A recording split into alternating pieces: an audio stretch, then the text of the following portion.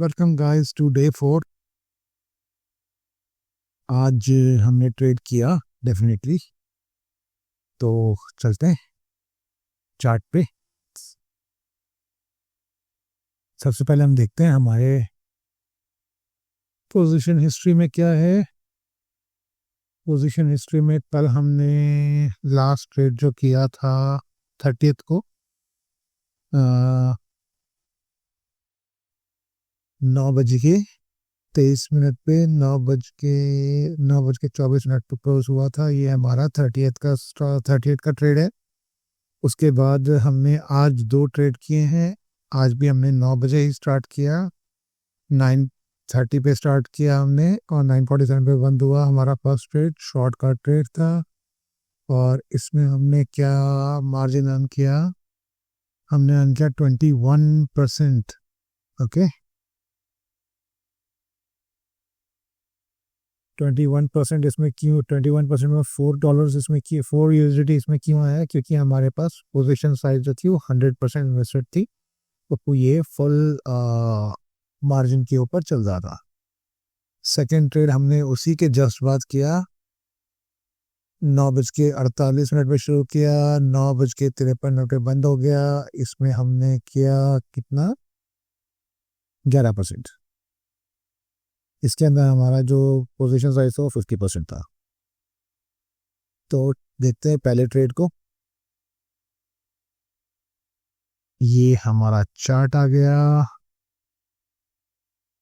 इसको थोड़ा बड़ा करते हैं, इसको बड़ा कर लेते हैं। अब हम देखते हैं। तो पहले ट्रेड में हमने यहाँ एंट्री ली, ओके, शॉर्ट की,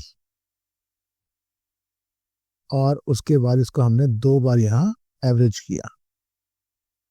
एक बार दो बार इस कैंडल पे, एक बार इस कैंडल पे, और इसी कैंडल के एंड पे हमने इसको क्लोज कर दिया। तो अभी मैं यहाँ पर मैंने ट्रेड की रिकॉर्डिंग की थी लाइव, वो मैं यहाँ पे ऐड करता हूँ, आप एक बार उसको देख सकते हो। इट्स अ 1 मिनट रिकॉर्डिंग, मैंने उसको फास्ट फॉरवर्ड मोड पे करके 1 मिनट में एडजस्ट कर दिया। 8 मिनट का ट्रेड, 8 मिनट का रिकॉर्डिंग था, तो आप उसको देख सकते हो कि वो कैसे, क्या उसमें मार्जिन हमने लगाया था, क्या हमारे पास उसमें ये हमने क्या सेट किया था, और वो सारी डिटेल्स आपको उसमें मिल जाएंगे।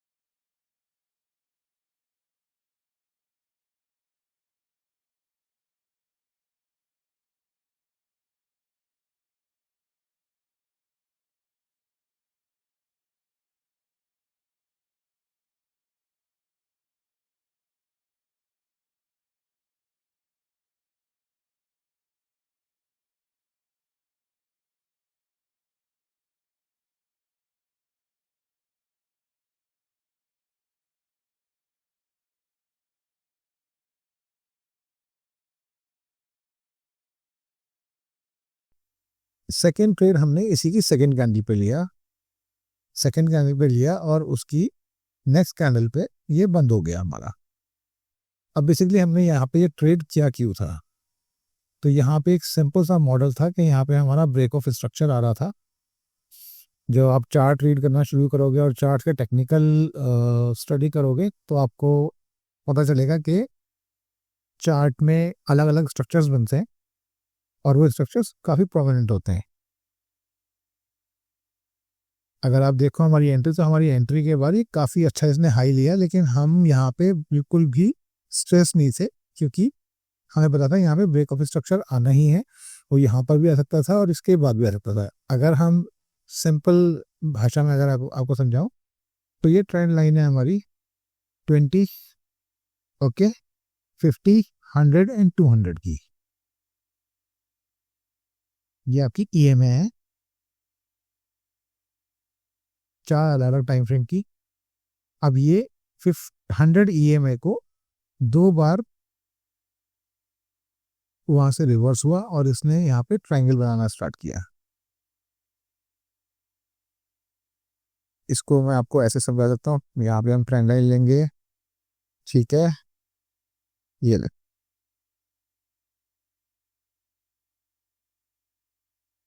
ये यहाँ तक इसने बनाया और यहाँ पर इसने बना दिया।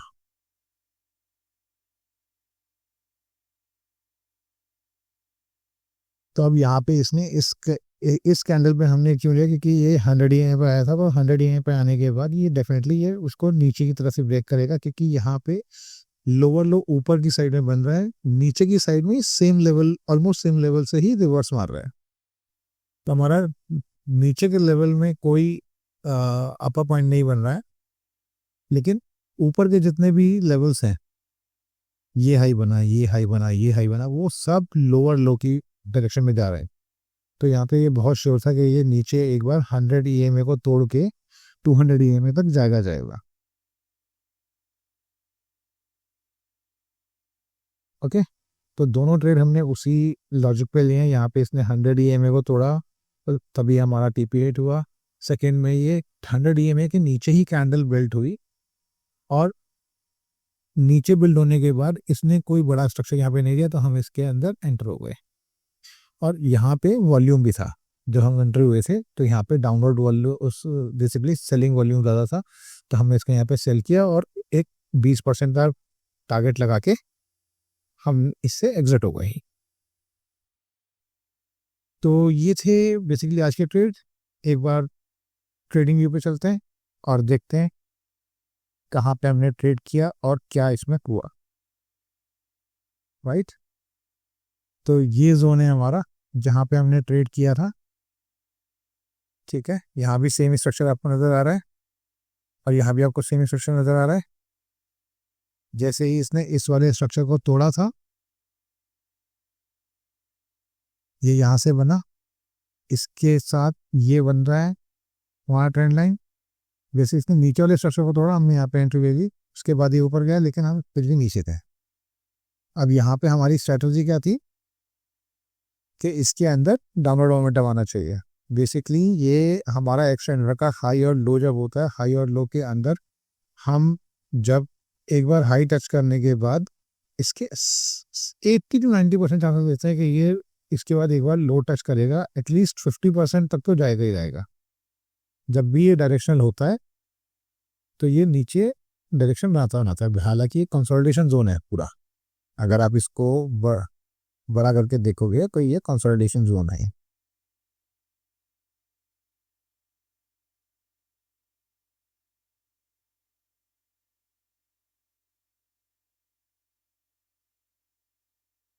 कहा दिया रखता है।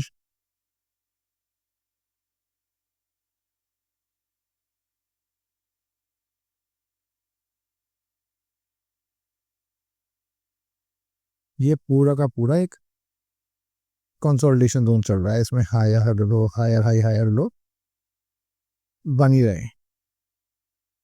ये अपनी रेंज के बाहर नहीं जा रहा, यहाँ पे भी रेंज के बाहर नहीं गया, यहाँ पर भी रेंज के बाहर नहीं गया, ये अभी भी बाहर नहीं गया। अब ये ऊपर जाएगा तो उसके बाद भी ये शायद यहाँ पे नहीं तोड़ेगा। इसने लॉन्ग टर्म में एक बार नीचे का रिट्रेसमेंट ये करेगा एटलीस्ट 35.5 के आसपास का। बट हमें उतने लंबे ट्रेड से मतलब नहीं होता, हमें स्कैल्पिंग करनी है। ओके, हमें शॉर्ट मोमेंटम में शॉर्ट ट्रेड लेना है, क्योंकि हमारा यहाँ पे आपने देखा होगा मेरे ट्रेड में लेवरेज होती है 100x। ओके, तो 100x पे आप बहुत बड़े ट्रेड्स नहीं कर सकते हो, उसमें बहुत ज़्यादा रिस्क होता है। तो गो फॉर मतलब हायर लेवरेज। हायर लेवरेज में आप अगर छोटे प्रॉफिट भी लेते हो तो still you make similar amount. अगर आप 5x के ऊपर जाते और लंबा मूवमेंट कैच करते हो और आपने उसमें 50% का प्रॉफिट अर्न किया और मैंने 100x में अगर 20% का प्रॉफिट अर्न किया तो वो वैल्यू सेम ही आएगी, प्रोपोर्शन उसका सेम होगा। तो मुझे ये समझ में आता है तो मैं ये करता हूँ बेसिकली, अदरवाइज इससे कुछ खास है नहीं। सो गाइज ये आज की वीडियो थी। अब मिलते हैं कल, देखते हैं अगर कल कुछ अपॉर्चुनिटी मिलेगी तो हम ट्रेड करेंगे। वैसे कल हाँ, कल यूएस का संडे है कल, तो आई डोंट नो वॉल्यूम होगा कि नहीं होगा, क्योंकि मैक्सिमम वॉल्यूम मेरा टाइम फ्रेम सेलेक्ट करने का रीज़न भी यही है, 9 बजे से लेके और 10-11 बजे तक, क्योंकि यहाँ ये लेट मॉर्निंग और नून आवर्स होते हैं यूएस न्यूयॉर्क स्टॉक एक्सचेंज के, और उसी टाइम पे वॉल्यूम आता है। सबसे ज़्यादा वॉल्यूम उसी टाइम में आता है, यूएस मार्केट के टाइम पे आता है बेसिकली। ओके गाइज, तो कल का वेट करते हैं। Wait until then, bye.